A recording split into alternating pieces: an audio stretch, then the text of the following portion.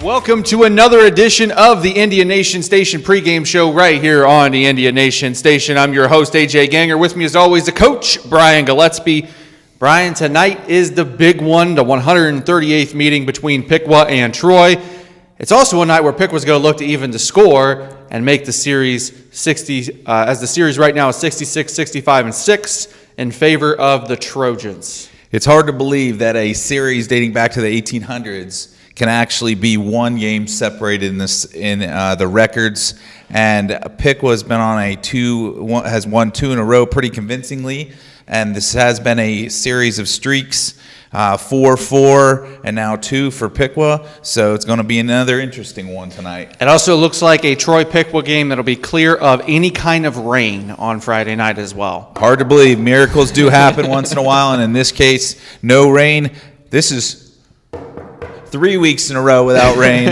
We didn't go 1 week in a row without rain last year. Yeah, I think the Belmont game was probably the nicest weather we had last season. Let's take a look at our remaining schedule. Our Indians right now are 2-0 on the season. They play Troy tonight. Next week, we're at Xenia. Then the following week, we're back here at home against Sydney. On the 23rd, we play at Fairborn. Then we host Greenville on September the 30th, which is our homecoming game. I believe that's also Hall of Fame night at the stadium. October 7th, we go to Tip. October 14th, we're at Butler, and we close the year out at home on the 21st with Stebbins. Brian, is there really anyone that's going to stop the Indians this year? Well, if you're looking at the schedule, these next 2 weeks are important. I think that they're going to really kind of give you a feel where things are headed. Troy and then at Xenia next week those are going to be the two that you're going to go, okay, wow, they're way ahead of the curve, or, well, there's a chance they could be beat. And I would say they're probably pretty well ahead of the curve, considering Xenia beat Troy by 30 at their place last week. And Xenia's a good team, though. And Troy, rivalry game, you never know what's going to happen. I would say the only other game that I would circle on your calendar as absolutely clutch and important is at Tip City on the 7th of October. I think that's the only other game you're going to say that might be a challenge for Piqua. So if they can get over these next two hurdles, you're going to have a few weeks there where it's going to be kind of not so competitive probably, and then you get back into it when you're at Tip that day. I also think one thing to watch out for, we're going to get everyone's best shot. I really believe that. I mean, we are the defending two-time MVL champions. We're going to get everyone's best shot no matter what their record is, no matter what night it is, where you're playing at, what the weather is. I think we're going to get everyone's best shot. Yeah, you're going to see a big X on their back, and you have to be able to handle that. Last year, they got everyone's best shot, handled it perfectly. They had no issues last year. I think that this year, with another veteran group, I don't know that they're going to have any issues handling that. Maybe pressure but preparation, it can overtake pressure, and I think that if you prepare like Bill Neese and his staff do, and then they carry that to the kids, I think that you don't feel that pressure as much because you're prepared. So. Let's go ahead and take a look now at the scores from around the Miami Valley League. Last week, we had Butler beating Fairborn 35-21, Tip City beating Sydney 34-20, Stebbins beats Greenville 42-21, Xenia beat Troy 50-20, and obviously our win against West Carrollton. Go ahead before we get in here to these West Carrollton stats. Give me your thoughts on some of the MVL scores last week. Well, I think that, you look at the Tip City-Sydney game, it says 34-20, but Sydney had a late touchdown there. So really, Tip, for a young team who only had 6 returning starters, now Sydney was also young, but to be up 34-13 and pretty much cruise past Sydney there, that's a pretty impressive win for Tip. I think that that's a little bit surprising. They've beat Bellbrook, which was a close game, but they picked that one up. They're building some steam. They're building some confidence, and I think that's a team to keep an eye on. If you look at Butler Fairborn, I don't know what you can tell from that. Fairborn did go ahead in that game, but they're going to struggle this year. So will Butler, I think. Butler would be about average probably. You talk about the Tip City score, and one thing that I want to mention too is Tip did beat Bellbrook last week 14-10, but Bellbrook went into Miamisburg last week and got a huge win there. Yeah, it's hard to believe how these things happen because, you thought Miamisburg might have a decent season. They gave up 26 to West Carrollton. West Carrollton didn't sniff the end zone against Piqua until the absolute last second where they kept calling timeouts with 7 seconds left in the game. And that's a little iffy decision making there. I agree. But they wanted to get on the scoreboard. So is that situation where Tip is good, or is it a situation because by osmosis, or is it a situation where maybe Miamisburg was a little overrated this year? I guess. Talking too about the shenanigans at the end of games, I should say, where West Carrollton was trying to score. They were literally just trying not to get shut out. Yeah. That's a different kind of scenario than like the Xenia-Troy situation that happened then. We won't go into grave detail about that. But, I mean, it's a completely different story. West Carrollton's trying not to get shut out. Xenia's just trying to run the score up. As a coach, you try not to do those things because what happens is now you may have felt like, we can get another touchdown. I don't know really what you're thinking there. I don't know what value there is there because really when you do those types of things, a lot of times it ends up coming back to haunt you in some way, shape, or fashion. Karma gets around to you real quickly. And unfortunately, I think Xenia might get a little dose one of these weeks from another team because you just don't do that, especially when you're up big at the end of a game. You don't force in another touchdown. What good does it, a 43-20 game versus a 50-20 game? What's the difference there? There's no spread on the game. There's no gambling. You're not getting computer points based. Yeah, you're not getting computer points based on the score of the game. I don't know what the value there is of scoring that last touchdown. But they did it, and unfortunately, there's going to be something circle back around and get them eventually. Yeah. So. All right, guys, let's go ahead and take a look at the West Carrollton stats from last week. Brady Uhl only threw the ball 6 times, completing 4 of those passes. All 4 went for touchdowns, 174 yards with 4 TD passes. Ryan Brown with the 3 catches, 132 yards, 3 touchdowns, with the 67-yarder being the longest. Kai Warner had 1 catch for 42 yards and a touchdown. It was a very impressive run by him, too, down the sideline. Sam Schmeezing had 4 rushes, a touchdown, 10 tackles, and 3 sacks on defense. And Colton Booker had a great game as well, 9 tackles and 2 pass breakups. I'll tell you what, you're gonna have to start calling the end zone Brownstown. I mean, I don't know that I've ever seen a player in high school football have 4 catches over a 2-week period, all of which he has not been tackled yet. No.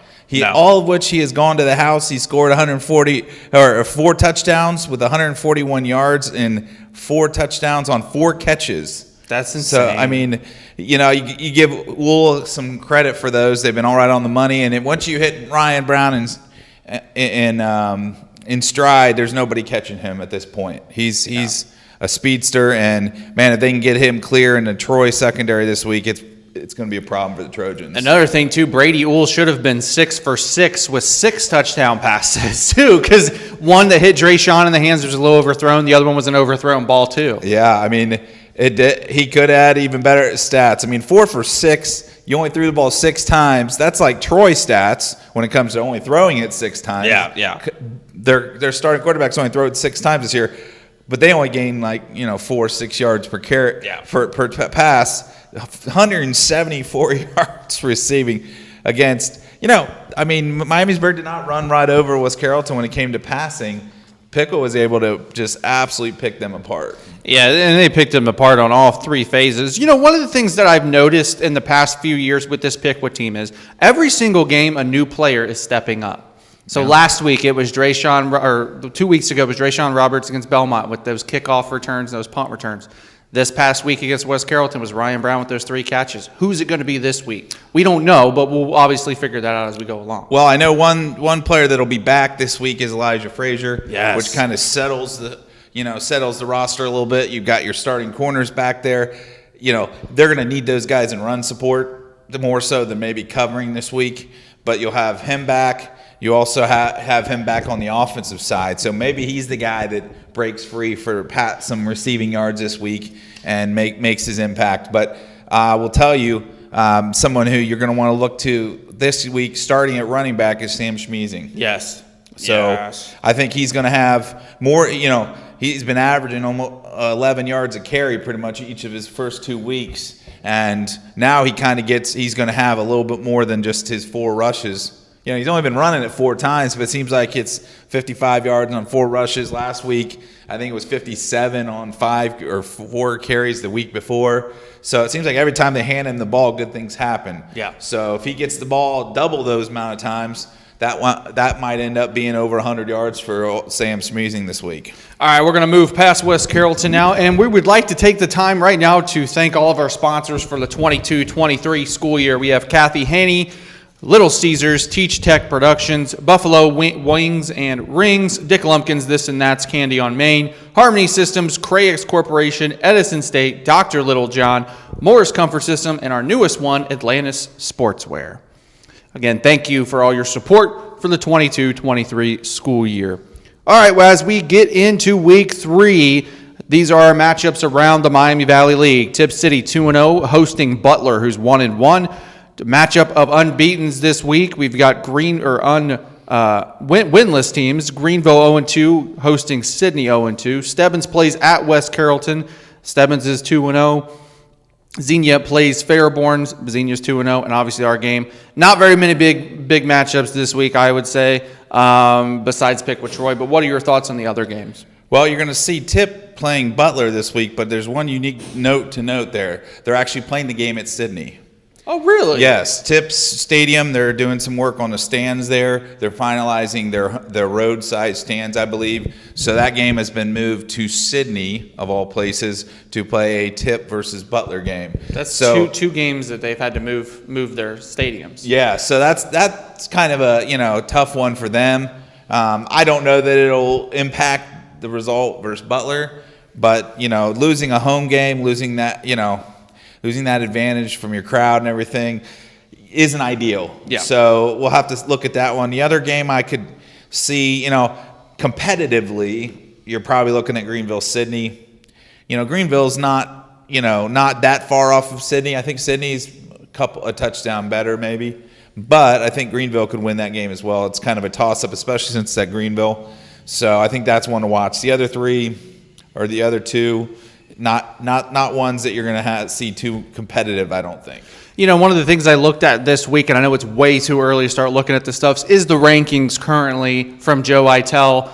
Right now in Division II in our region, we're number 4. Winton Woods, I believe, is either 2 or 1 right now. So we're in a good spot right now in our rankings as well. Don't forget that 16 teams get in the playoffs now instead of 8. And you keep in mind that LaSalle, who I believe may or may not be ahead of us at this point. Yes, they are. They play a very difficult schedule. Yes. So they do that on purpose. That's by design. But they're more than likely to get knocked off 1 or 2 times. They play Fairmont this week, which is a pretty interesting game. Yeah. At that. So I think there's going to be a lot of movement there. I think once Piqua gets past these couple weeks, there's not going to be a lot of movement for them, which sets them up pretty nicely. But, again, you never overlook anything, especially a huge rival this week. Well, now let's get into the huge rivalry game this week, as it's time now to talk about our matchup here tonight. The 138th meeting between Piqua and Troy in the Battle of Miami.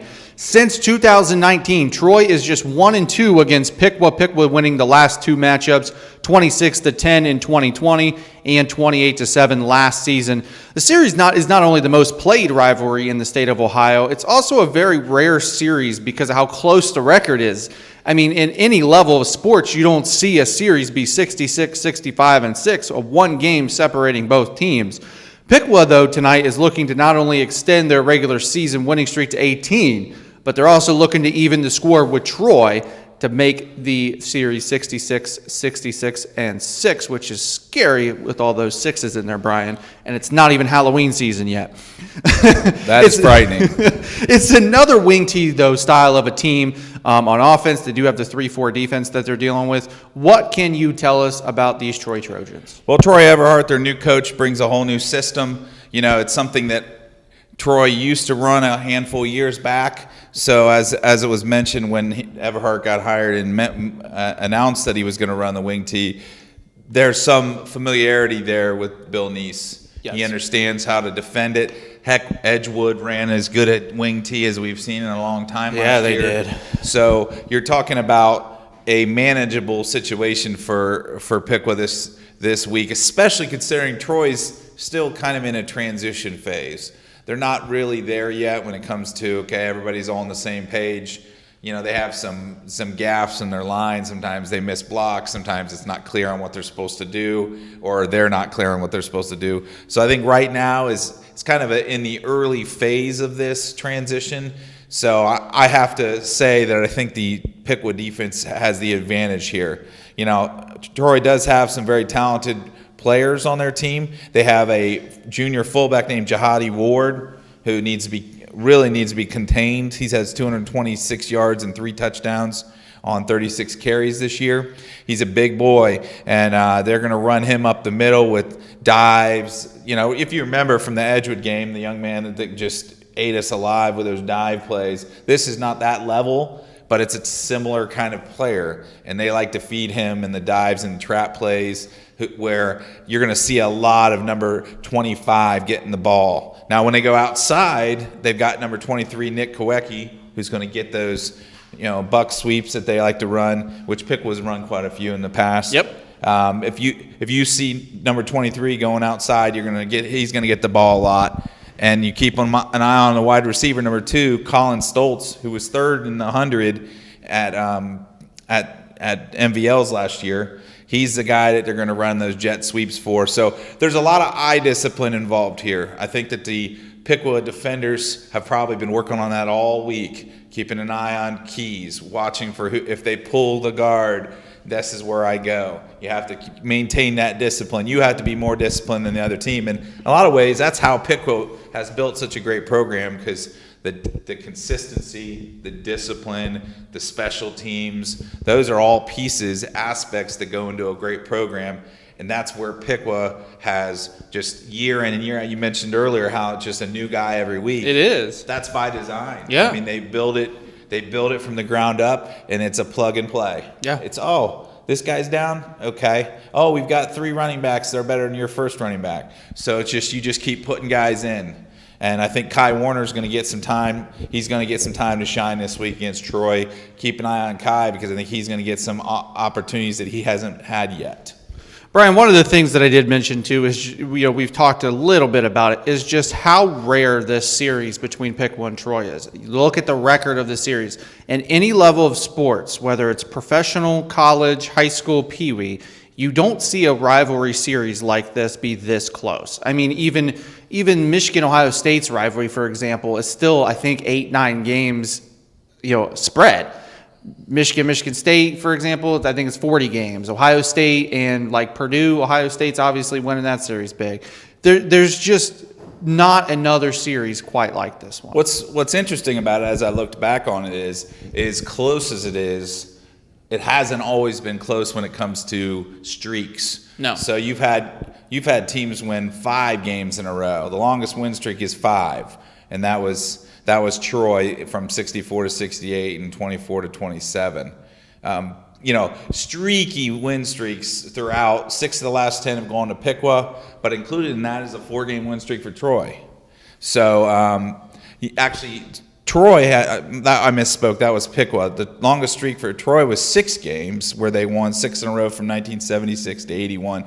So it's super close, because it keeps it just keeps going back around. The other team has a great stretch of seasons, and then they win 4 or 5 in a row, and then the other team comes by and wins 4 or 5 in a row. And it happens to be right now, I think Piqua was in one of those streaks that I think will probably continue tonight. Yeah, I believe so too.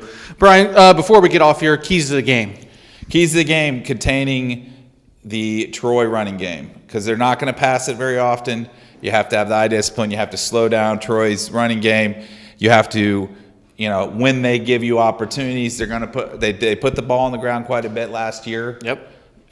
If you get opportunities, you have to take advantage. And I think Piqua's offense, it's hard to tell a little bit, because they have played 2 lower level opponents. So, but Piqua's offense will probably be able to take advantage because, again, Troy gave up a lot of points, 50 points to Xenia last week. The prior game to that, they gave 26 up to a Dunbar team that's not very good either. No. So if you gave up that many points to those two teams, not that Xenia is a pushover, but is Xenia at the level of Piqua's offense. So if you go by that, Troy's going to come in fired up. It's a rivalry game. Could be tight early, but I think over the stretch of the game, that point spread's going to stretch out by the end of the game. You're looking at maybe a 20, 25-point game. Hopefully you and Tom don't have to break out the weather stats in the first quarter like we did last week. Wow. I tell you what, I need to start writing my filler earlier, these early and earlier these weeks. Yeah, probably the next one you'll really need filler for is Sydney, so we'll find out, though. I mean, like I said, we're going to get everyone's best shot. Yep. What's very weird for me, growing up, I was always on the Troy side of this rivalry because I lived in Troy. My dad and uncles all played for Troy, so it was always let's go Troy, Now that I have this job for the past 5 years, everything is kind of changing. And it's weird to see that where I'm like, I want these Piqua kids to go out here and beat Troy every single time they play them now. That's just a really rare thing, and it's weird for me to think about. Well, you flip sides at the right time. Yeah. Now Piqua's got control of this. Just don't be flipping sides anymore. I will never flip sides back to Troy, I think, after I've worked here, All right. No matter how long it takes. That's the only sport team I will ever flip sides on, so you can't get me on anything else. Well, that will conclude this week's pregame show. Just a reminder to everyone that all games that we cover will be a delayed broadcast and able to watch immediately following the game on our YouTube channel, and it'll be on Channel 5 at 1 o'clock on Saturdays. Next week's game against Xenia will be a condensed version of the game. It'll be posted on our YouTube on Monday after I edit everything together and on Channel 5. Stay tuned for the 138th meeting between Piqua and Troy right here on the Indian Nation station with Brian Gillespie and Tom Michaels on the call. For Brian, I'm your host, AJ Ganger, saying good night, go Piqua, and trash Troy.